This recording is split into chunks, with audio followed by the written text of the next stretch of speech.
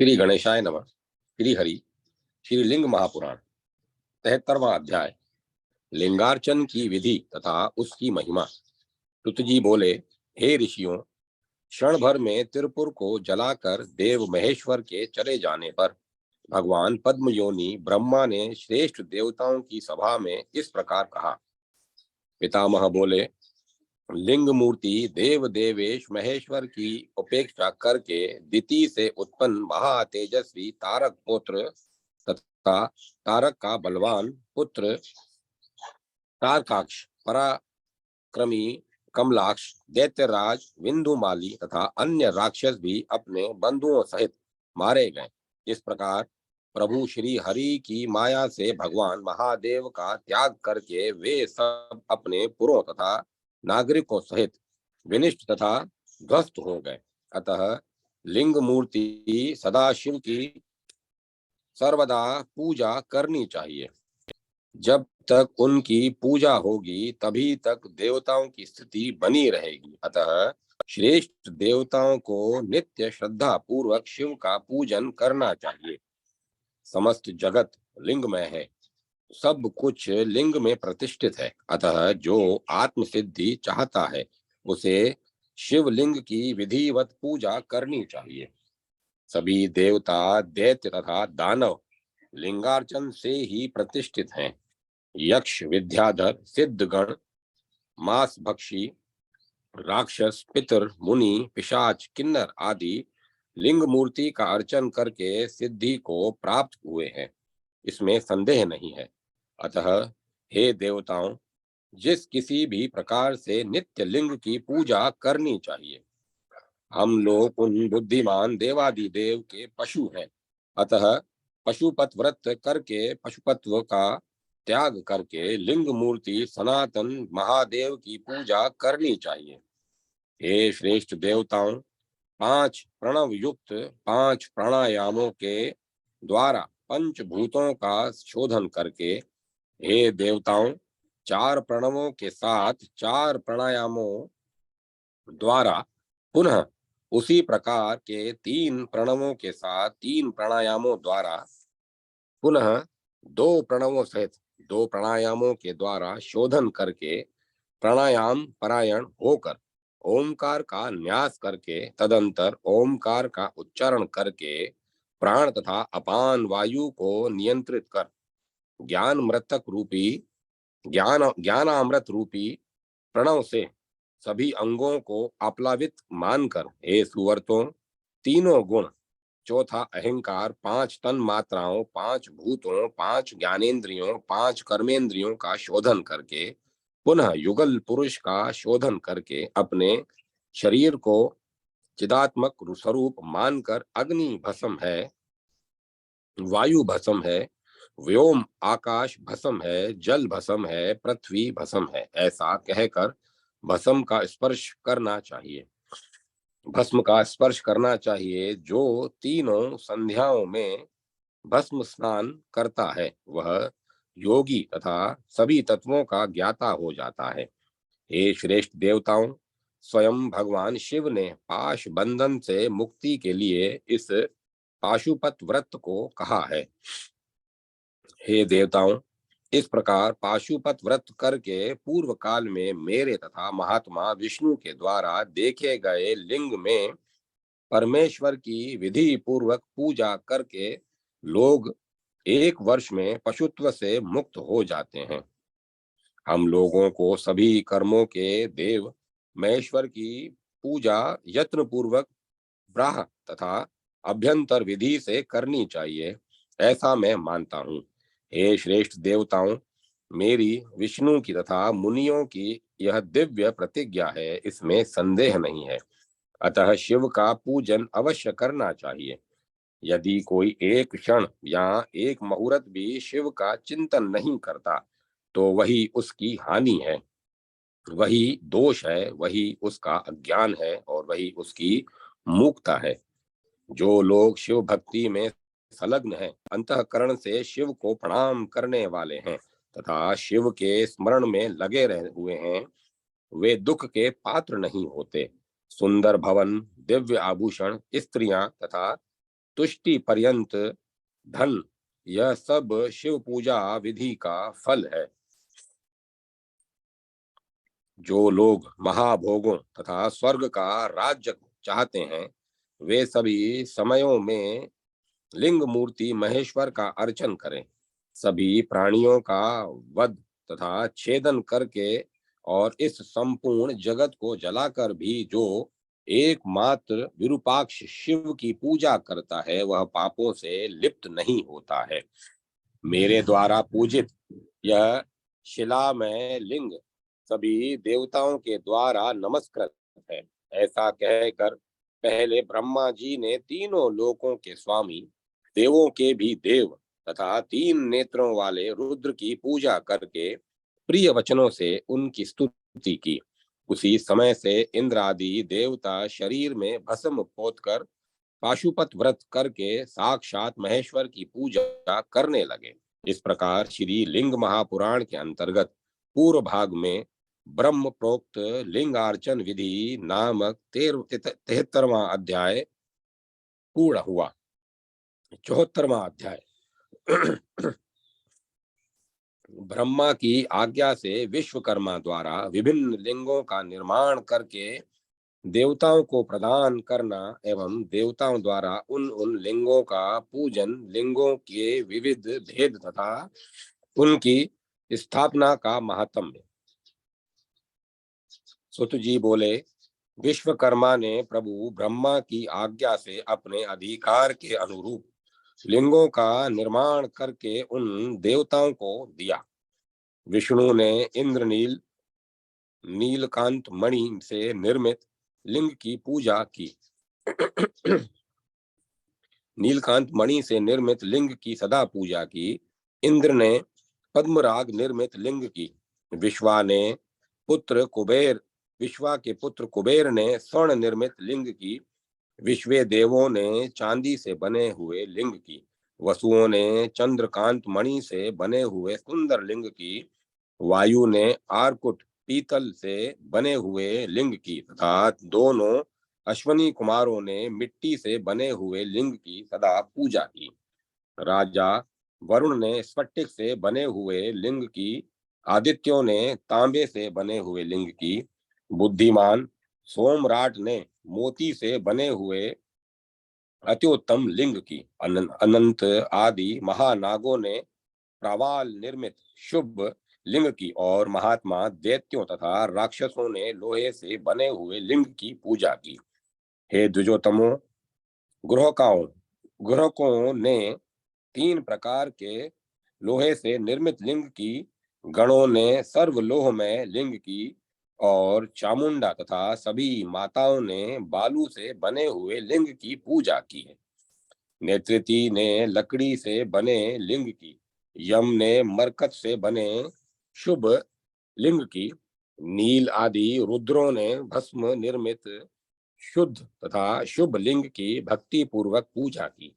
हे श्रेष्ठ मुनियों, लक्ष्मी ने लक्ष्मी वृक्ष बेल से निर्मित लिंग की।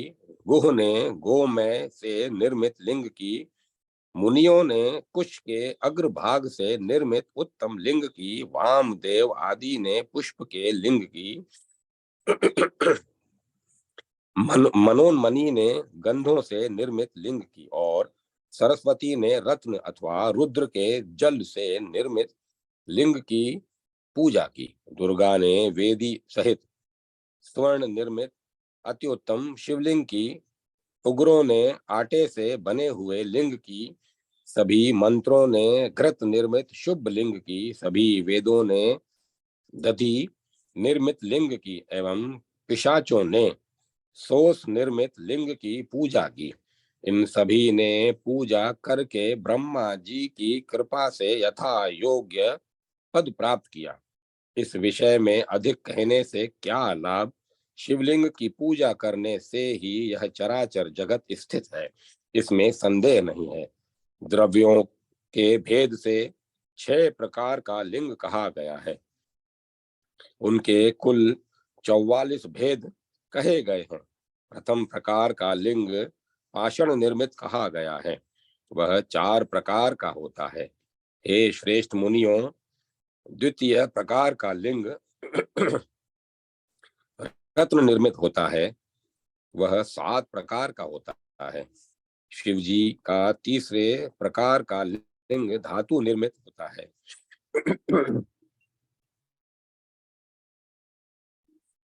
यह वह 8 प्रकार का होता है। चौथे प्रकार का लिंग लकड़ी से बना होता है, वह 16 प्रकार का कहा जाता है। हे श्रेष्ठ द्विजों, 5वें प्रकार का लिंग मिट्टी से बना होता है, वह 2 विभागों वाला होता है। छठे प्रकार का लिंग क्षणिक रंगवली निर्मित होता है, वह 7 प्रकार का कहा गया है। रत्न निर्मित लिंग श्री लक्ष्मी प्रदान करने वाला, पाषाण निर्मित लिंग समस्त सिद्धियों को देने वाला, धातु निर्मित लिंग साक्षात धन प्रदान करने वाला तथा काष्ठ निर्मित लिंग भोग सिद्धि प्रदान करने वाला है। हे श्रेष्ठ विप्रों, मिट्टी से बना हुआ पार्थिव शुभ लिंग सभी सिद्धियों की प्राप्ति कराने वाला है। पाषाण निर्मित लिंग उत्तम तथा धातु निर्मित लिंग मध्यम कहा गया है। लिंगों के बहुत भेद हैं। संक्षेप में वे 9 हैं। लिंग के मूल में ब्रह्मा, मध्य में तीनों लोकों के ईश्वर विष्णु तथा ऊपरी भाग में प्रणव संज्ञक महादेव रुद्र सदाशिव विराजमान रहते हैं। लिंग की वेदी महादेवी अंबिका है। वे सत्य रज तम तीनों गुणों से तथा त्रिदेवों से युक्त रहती है। जो उस वेदी के साथ लिंग की पूजा करता है, उसने मानो महादेव तथा भगवती पार्वती का पूजन कर लिया। पाषाण निर्मित, रत्न निर्मित, धातु निर्मित, काष्ठ निर्मित, पार्थिव अथवा क्षणिक जो भी लिंग हो, उसे भक्ति पूर्वक स्थापित करके व्यक्ति शुभ फल प्राप्त करता है। वह परम पुण्यात्मा इंद्र, ब्रह्मा, अग्नि, यम, वरुण, कुबेर, सिद्धों, विद्याधरों, नागराज, यक्षों, दानवों तथा किन्नरों के द्वारा देवदुंदुभियों की ध्वनि से स्तुत होता हुआ क्रमशः भुव, भुव, स्वः, मह, जन, तप तथा सत्य लोकों को लांघकर अपने तेज से प्रकाशित होता हुआ लिंग स्थापन आदि सन्मार्ग में निहित स्वाधीन खड़ग से शीघ्र ही ब्रह्मांड का भेदन करके निशंक भाव से मुक्त हो जाता है। पाषाण निर्मित, रत्न निर्मित, धातु निर्मित, काष्ठ निर्मित, पार्थिव अथवा क्षणिक लिंग की अपेक्षा चंद्रकला आदि सहित बाण लिंग आदि की स्थापना करनी चाहिए। विधि पूर्वक लिंग बनाकर जो मनुष्य कार्तिकेय, पार्वती सहित कुंद, पुष्प तथा गाय के दूध के साथ समान वर्ण वाले शुभ लिंग को स्थापित करता है, वह मानव शरीर धारण करके भी रुद्र के रूप में स्थित रहता है, इसमें संदेह नहीं है। उसके दर्शन तथा स्पर्श से अन्य मनुष्य मुक्ति प्राप्त करते हैं। हे विप्रेंद्रों, मैं उसके पुण्य का सम्यक वर्णन सैकड़ों युगों में भी नहीं कर सकता, अतः विधि पूर्वक लिंग को स्थापित करना चाहिए। सभी मनुष्यों के लिए प्रभु का सकल सगुण दिव्य तथा शुभ विग्रह भावना के योग्य है, किंतु योगियों के लिए निष्कल निर्गुण विग्रह भावना के योग्य है। इस प्रकार श्री लिंग महापुराण के अंतर्गत पूर्व भाग में शिवलिंग भेद संस्थापना दी वर्णन नामक 74वां अध्याय पूर्ण हुआ। 75वां अध्याय शिव के निर्गुण एवं सगुण स्वरूप का निरूपण। ऋषिगण बोले, निष्कल, निर्गुण, निर्मल तथा नित्य शाश्वत शिव सकलत्व सगुणता को कैसे प्राप्त हुए? हे सुत जी, आपने जैसा पहले सुना है उसे हम लोगों को बताइए। सुत जी बोले, हे श्रेष्ठ विप्रों, कुछ तत्वज्ञों ने उपनिषदों में शिव को अजन्मा सुनकर उन्हें प्रणव रूप विज्ञान कहा है। शब्द आदि विषयों का जो ज्ञान है उसे ज्ञान कहा जाता है। अन्य लोग कहते हैं कि जो भ्रांति रहित ज्ञान है वही ज्ञान है। दूसरे लोग कहते हैं कि ऐसा कुछ नहीं है। हे द्विजों, अन्य मुनि लोग कहते हैं कि जो ज्ञान निर्मल शुद्ध निर्विकल्प आश्रय रहित तथा गुरु के द्वारा प्रकाशित है वह वास्तविक ज्ञान है। ज्ञान से ही मुक्ति प्राप्त होती है। ज्ञान सिद्धि के लिए ईश्वर की प्रसन्नता आवश्यक है। दोनों के द्वारा योगी मुक्त हो जाता है और वह आनंदमय हो जाता है। कुछ मुनि स्वेच्छा से माया विरचित रूप को हृदय में भावित करके विचार कर विधि प्रतिपादित निष्काम कर्म द्वारा उस ज्ञान की संगति को बताते हैं। गो गो स्वर्ग स्वर्ग उन विभु का सिर है। आकाश उन परमेश्वर की नाभि है। चंद्र सूर्य अग्नि उसके नेत्र हैं। दिशाएं उन महात्मा के कान हैं। पाताल ही उनके दोनों चरण हैं। समुद्र उनका वस्त्र है। सभी देवता उनकी भुजाएं हैं। सभी नक्षत्र उनके आभूषण हैं। प्रकृति को उनकी पत्नी तथा पुरुष को उनका लिंग कहा जाता है। सभी ब्राह्मण ब्रह्मा भगवान विष्णु इंद्र तथा उपेंद्र उनके मुख से, महात्मा क्षत्रिय भुजाओं से, वैश्य उनके उरु प्रदेश से तथा शूद्र उन पिनाकधारी के पैर से उत्पन्न हुए हैं। पुष्कर आवृत आदि मेघ उनके केश कहे गए हैं। सभी वायु उनकी नासिका से उत्पन्न हुए हैं। श्रुति तथा स्मृति में कथित कर्म उनकी गति है। इसी शरीर से वे परमात्मा कर्म रूप होकर प्रकृति का प्रवर्तन करते हैं। है ईश्वर है ऐश्वर्य वे ऐश्वर्यशाली पुरुष परमात्मा मनुष्यों के लिए ज्ञान गम्य है, इसमें संदेह नहीं है। तपो यज्ञ हजार कर्म यज्ञों से बढ़कर है। जप यज्ञ हजार तपो यज्ञों से बढ़कर है और यह ध्यान यज्ञ हजार जप यज्ञों से बढ़कर है। ध्यान यज्ञ से श्रेष्ठ कुछ भी नहीं है। ध्यान ज्ञान का साधन है। जो योगी समरस में स्थित होकर ध्यान के द्वारा देखता है तब शिव ध्यान यज्ञ में लीन उस योगी को प्रत्यक्ष दर्शन देते हैं। विज्ञानियों के लिए शुद्धि प्रायश्चित आदि कर्म आवश्यक नहीं है। ब्रह्म विद्या को जानने वाले सभी लोग ब्रह्म विद्या से पूर्ण रूप से शुद्ध हो जाते हैं। विचार की दृष्टि से ध्यानियों के लिए लोकों में क्रिया सुख दुख धर्म अधर्म जप होम आदि आवश्यक नहीं है। उनके लिए शिव सन्निधि के ही मुख्य है। परम आनंदमय विशुद्ध कल्याणकारी अविनाशी निष्कल तथा सर्वव्यापी लिंग को ज्ञानियों के हृदय में सदा विराजमान जानना चाहिए। हे द्विजों, लिंग दो प्रकार का कहा गया है, ब्राह तथा अभ्यंतर। हे श्रेष्ठ मुनियों, स्थूल लिंग ब्राह होता है और सूक्ष्म लिंग अभ्यंतर होता है। कर्म यज्ञ में निरत तथा स्थूल स्वभाव वाले स्थूल लिंग के अर्चन में संलग्न रहते हैं। अज्ञानी जनों की भावना सिद्धि के लिए ही स्थूल विग्रह कल्पित कहा गया है। इसमें दूसरा हेतु नहीं है।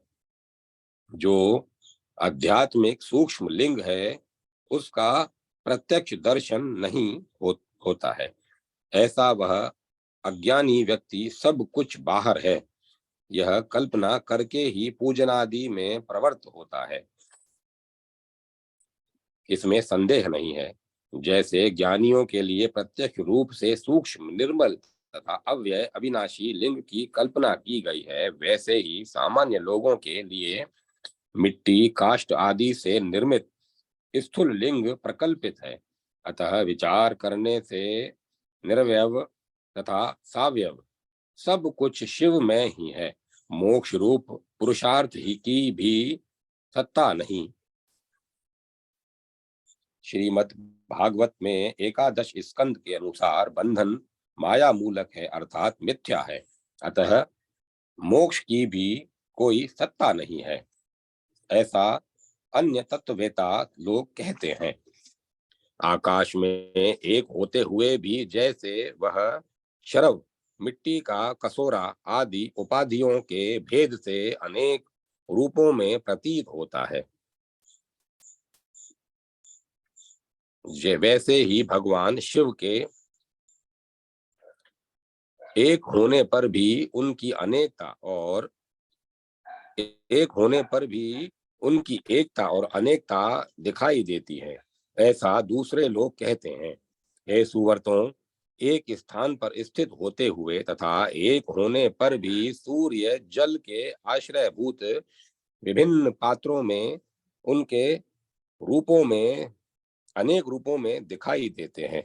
यह दृष्टांत लोगों को ज्ञान कराने के लिए है। स्वर्ग तथा पृथ्वी के सभी प्राणी पंचभूतों पृथ्वी, जल, अग्नि, वायु, आकाश से निर्मित है। तथापि जाति तथा तथापि जाति तथा व्यक्ति के भेद से वे अनेक रूपों में दिखाई देते हैं। जो कुछ भी दिखाई देता है अथवा सुनाई पड़ता है उसे शिव में जानिए। विचार करने पर इस लोक में लोगों का भेद तो प्रतिभास ब्रह्म मात्र है। स्वप्न में बहुत से सुखों का उपभोग करके मनुष्य सुखी तथा दुखी हो जाता है। विचार करने से देखा जाए तो वास्तव में सुख दुख का अनुभव नहीं होता। इसी प्रकार अन्य सभी वेदार्थ तत्वज्ञ बंधन तथा मोक्ष को भी स्वप्न की भांति बताते हैं।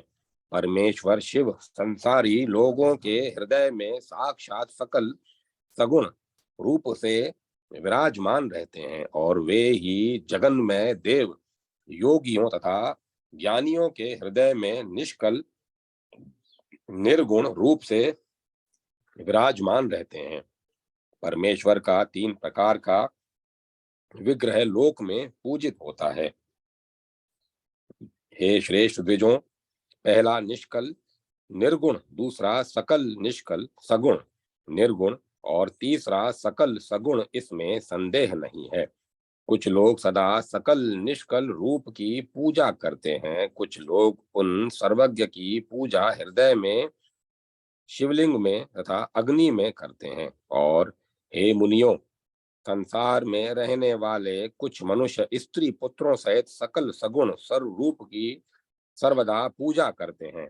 जैसे शिव हैं वैसे ही देवी है और जैसे देवी है वैसे ही शिव। अतः लोग 27 प्रभेद से अभेद बुद्धि से शरीर में तथा शरीर के बाहर चतुष्कोण मूलाधार में शस्त्र स्वाधिष्ठान में 10 अरों, मूर्धा में 12 अरों, हृदय में 16 अरों, कंठ में तथा 3 अरों भ्रू मध्य में उनकी पूजा करते हैं। सत असत से रहित अर्थात विलक्षण वे प्रभु शिव जगत के उद्धार के लिए अपनी इच्छा से साक्षात देवी के साथ स्थित हैं। कुछ लोग उन अद्वितीय शिव को निर्द्विगुण प्रकृति पुरुष रूप कहते हैं, कुछ लोग त्रिगुणात्मक ब्रह्मा विष्णु रुद्र रूप कहते हैं और अन्य वेदज्ञ लोग उन्हें संसार का कारण बताते हैं। भक्ति तथा शुभ योग से समन्वित धर्म परायण तथा विशिष्ट ब्राह्मण उन योगेश्वर अशेष मूर्ति भगवान का पूजन षड़स्त्र में करते हैं। जो लोग त्रियस्त्र भ्रू मध्य में 3 तत्वों के मध्य में त्रिगुण तथा त्रिनेत्र शिव का दर्शन करते हैं, वे ही उन देवी के साथ इन पुरातन पुरुष शिव को प्राप्त करते हैं, अन्य योगी नहीं। इस प्रकार श्री लिंग महापुराण के अंतर्गत पूर्व भाग में शिवाद्वैत कथन नामक 75वां अध्याय पूर्ण हुआ।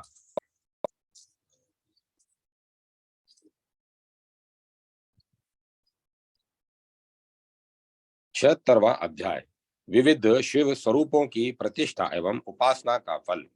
सुत जी बोले, हे विप्रों, इसके आगे मैं सभी लोगों के कल्याण के लिए अपनी इच्छा से उनके विग्रह की उत्पत्ति तथा मूर्ति प्रतिष्ठा के संपूर्ण फल का वर्णन करूंगा।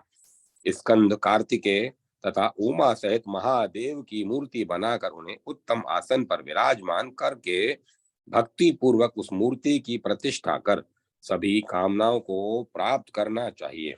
कार्तिकेय तथा उमा सहित शिव की विधि पूर्वक एक बार भी पूजा करके मनुष्य जो फल प्राप्त करता है, उसे जैसा मैंने सुना है वैसा बताता हूँ।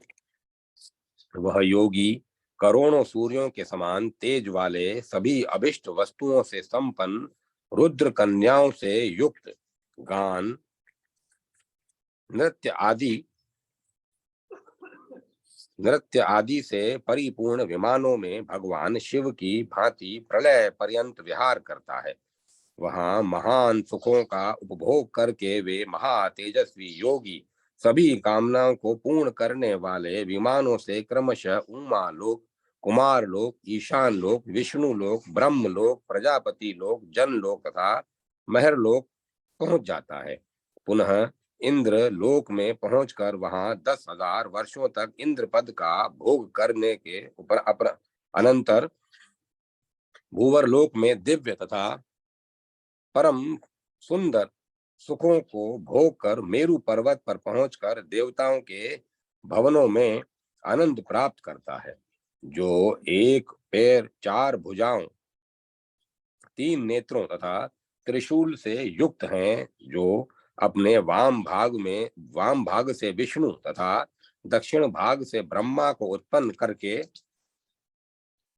विराजमान है, जिनसे 28 करोड़ रुद्र उत्पन्न हुए हैं, जो सभी अंगों से उत्पन्न जो सभी अंगों से अत्यंत प्रभाव वाले तथा 25 तत्वों वाले जीवात्मा साक्षात पुरुष को हृदय से अपने बाएं भाग से प्रकृति को, बुद्धि देश से बुद्धि को, अपने अहंकार से अहंकार को, तन मात्राओं से तन मात्राओं को, अपनी इंद्रियों से लीला पूर्वक इंद्रियों को, पैर के मूल भाग से पृथ्वी को, गुरु देश से जल को, नाभि स्थल से अग्नि को, हृदय देश से सूर्य को, कंठ से चंद्रमा को, बाहों के मध्य भाग से आत्मा रुद्र को, मस्तक से स्वर्ग को, इस प्रकार संपूर्ण चराचर जगत को उत्पन्न करके साक्षात विराजमान है।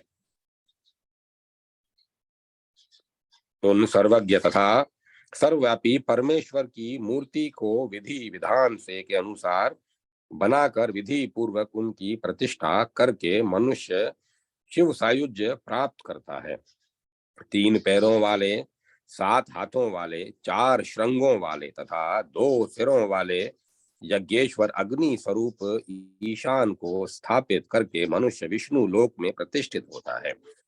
वहां 1 लाख कल्प तक महान भोगों को भोग कर मनुष्य सुखी रहता है और पुनः क्रम से इस लोक में आकर समस्त यज्ञों को संपन्न करता है। जो मनुष्य उमा सहित वृष पर आरूढ़ होकर अर्ध चंद्रधारी शिव की मूर्ति को स्थापित करता है, वह 10,000 अश्वमेध यज्ञों को करने से जो पुण्य होता है, उसे प्राप्त कर किंकणी जालों से युक्त स्वर्ण विमान से दिव्य शिवलोक में जाकर वहीं पर मुक्त हो जाता है। नंदी तथा उमा सहित और सभी गणों से घिरे हुए महादेव की प्रतिष्ठा करके मनुष्य जो फल प्राप्त करता है, जैसा मैंने सुना है उसे बता रहा हूँ।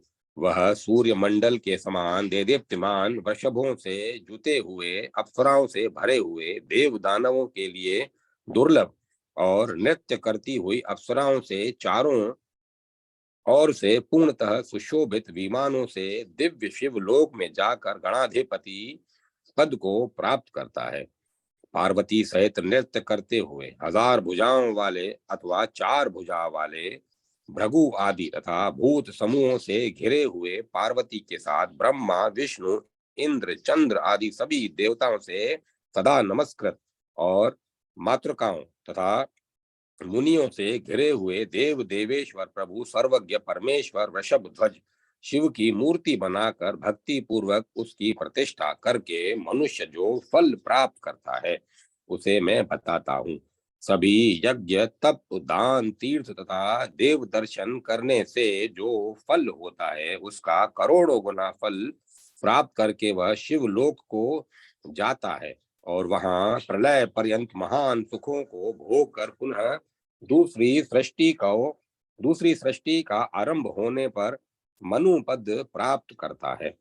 दिगंबर चार भुजाओं वाले श्वेतम श्वेत वर्ण वाले तीन नेत्रों वाले सर्प की मेखला वाले हाथ में कपाल धारण किए हुए और काले तथा घुंघराले केश वाले देवेश्वर को मूर्ति रूप में बनाकर भक्ति पूर्वक प्रतिष्ठा करके मनुष्य शिव सायुज्य प्राप्त करता है। गजासुर को विदीर्ण करने वाले उमा सहित सभी कामनाओं को पूर्ण करने वाले कृष्ण वर्ण वाले लाल नेत्रों वाले तीन नेत्रों वाले चंद्र को आभूषण के रूप में धारण करने वाले सिर पर काक पक्ष धारण करने वाले नागटंक धारण करने वाले व्याघ्र चर्म को उत्तरीय के रूप में लपेटे हुए मृग चर्म को वस्त्र रूप में धारण किए हुए तीक्ष्ण दांतों वाले हाथ में गदा लिए हुए हाथ में कपाल लिए हुए हुम फट महाशब्द से सभी दिशाओं को गुंजित करते हुए दोनों हाथों में व्याघ्र चर्म तथा कमंडलू धारण किए हुए हंसते हुए गरजते हुए काले समुद्र को पीते हुए भूत समूहों के साथ नृत्य करते हुए और गण समुदायों से सुशोभित होते हुए देवेश्वर प्रभु शिव को मूर्ति रूप में अपने सामर्थ्य के अनुसार बनाकर तथा प्रतिष्ठा करके मनुष्य सभी विघ्नों से रहित होकर शिवलोक में प्रतिष्ठित होता है और वहां प्रलय पर्यंत महान सुखों को भोग कर रुद्र से विचार पूर्वक ज्ञान प्राप्त करके मुक्त हो जाता है। अर्धनारीश्वर चार भुजाओं वाले वर तथा अभय मुद्रा युक्त हाथ वाले त्रिशूल तथा पद्म धारण किए हुए स्त्री तथा पुरुष भाव में स्थित और समस्त आभूषणों से सुशोभित अति उत्तम प्रभु महादेव को मूर्ति रूप में बनाकर भक्ति पूर्वक प्रतिष्ठा करके वह शिवलोक में प्रतिष्ठित होता है और वहां चंद्रमा तथा ताराओं की स्थिति पर्यंत महान सुख को भोग कर अणिमा आदि गुणों से युक्त होकर ज्ञान प्राप्त करके वह मुक्त हो जाता है।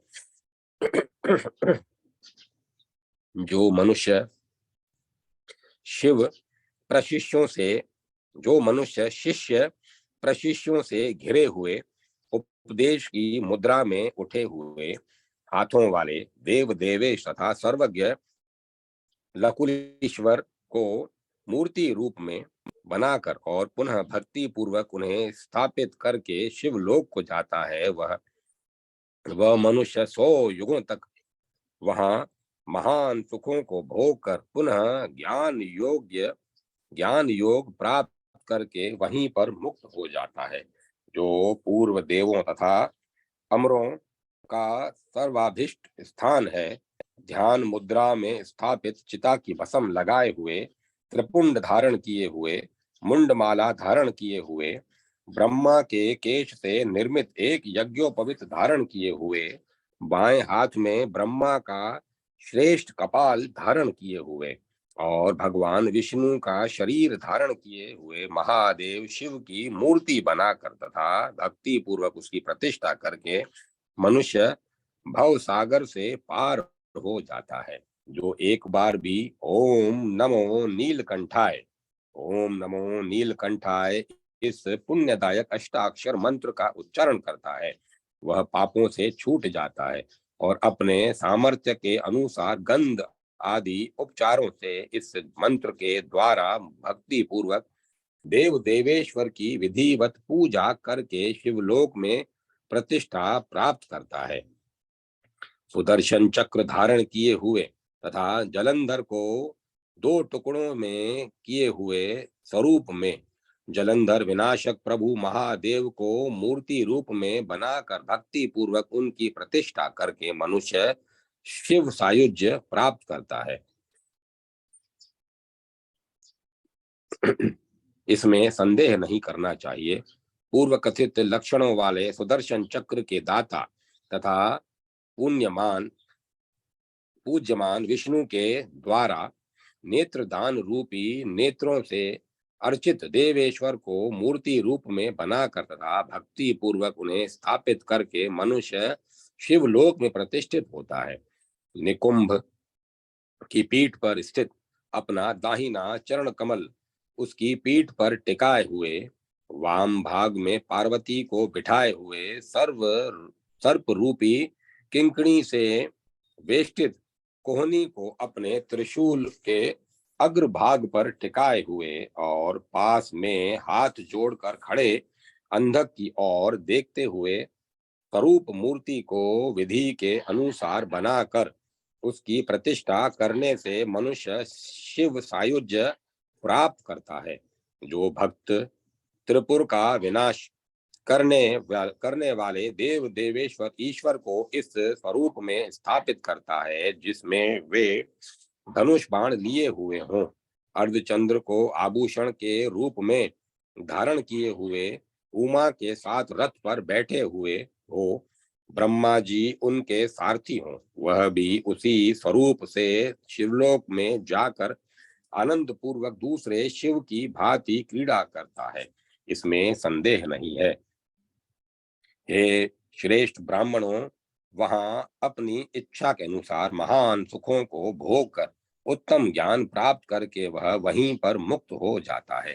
गंगा को धारण किए हुए, सुख से बैठे हुए, चंद्रमा को सिर पर धारण किए हुए, गंगा सहित बाएं गोद में पार्वती को बिठाए हुए और विनायक ज्येष्ठ कार्तिकेय, सुंदरी दुर्गा, सूर्य, चंद्रमा, ब्राह्मणी, महेश्वरी, कुमारी, वैष्णवी देवी, वरदायिनी, वाराही, इंद्राणी, चामुंडा, वीरभद्र तथा विघ्नेश सहित शिव को मूर्ति रूप में जो बुद्धिमान स्थापित करता है वह शिव सायुज्य प्राप्त करता है। ऐसी मूर्ति जिसमें अव्यय शिव जी लिंग के रूप में हो, बड़ी बड़ी ज्वालाओं के समूहों से घिरे हुए हों, लिंग के मध्य में चंद्रमा को धारण किए हुए स्थित हों, हंस रूपधारी ब्रह्मा उनके दाहिने भाग में हाथ जोड़े हुए विराजमान हों, वराह रूपधारी विष्णु नीचे की ओर मुख किए हुए लिंग के अधो भाग में स्थित हों, अघोर महान लिंग अत्यधिक जल के मध्य में स्थित हो, उसे बनाकर तथा भक्ति पूर्वक स्थापित करके भक्त शिव सायुज्य प्राप्त करता है। क्षेत्र की रक्षा करने वाले क्षेत्रपाल तथा प्रभु पशुपति शिव को मूर्ति रूप में बनाकर भक्ति पूर्वक विधान के अनुसार उनको स्थापित करके भक्त शिव लोक में प्रतिष्ठित होता है। इस प्रकार श्री लिंग महापुराण के अंतर्गत पूर्व भाग में शिव मूर्ति प्रतिष्ठा फल कथन नामक 76वां अध्याय पूर्ण हुआ।